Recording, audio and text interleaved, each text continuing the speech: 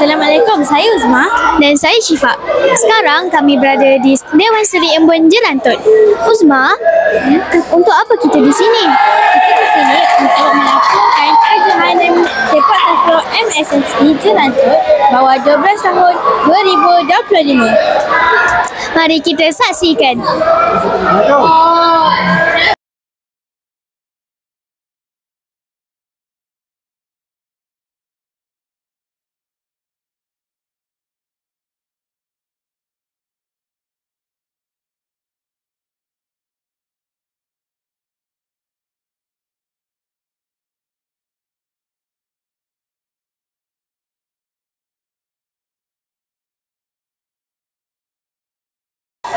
Assalamualaikum cikgu.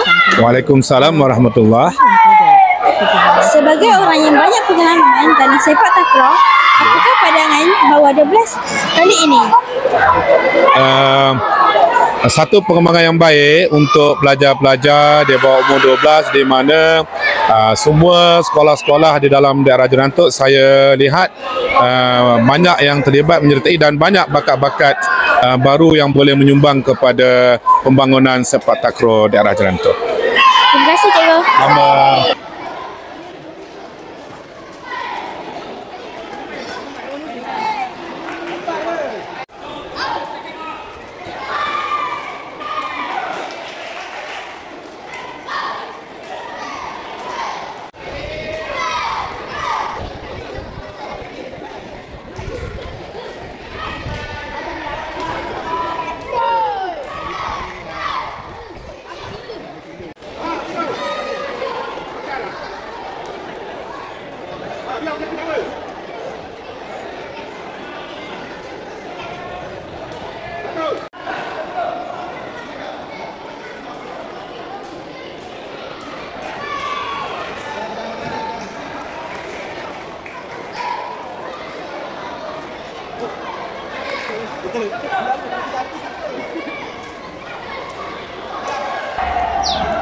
Assalamualaikum cikgu. Waalaikumsalam.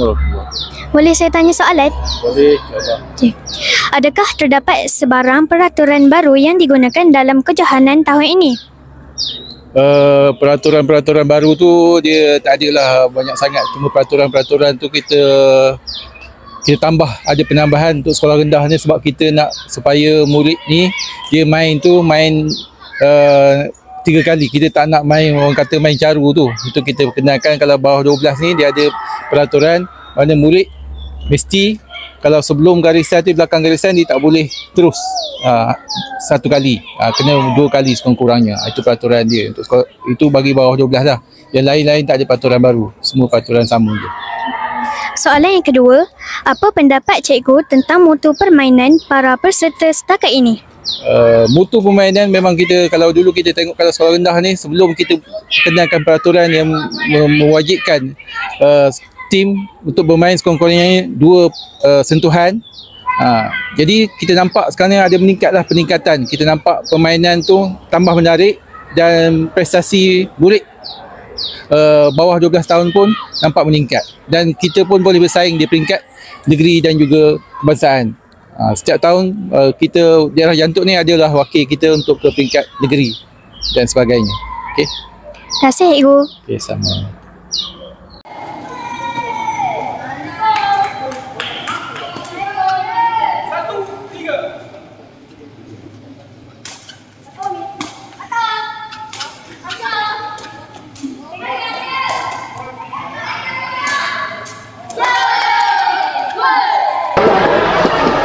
Begitulah perjalanan kejohanan sepak takraw MSST Jelantut bawah 12 tahun.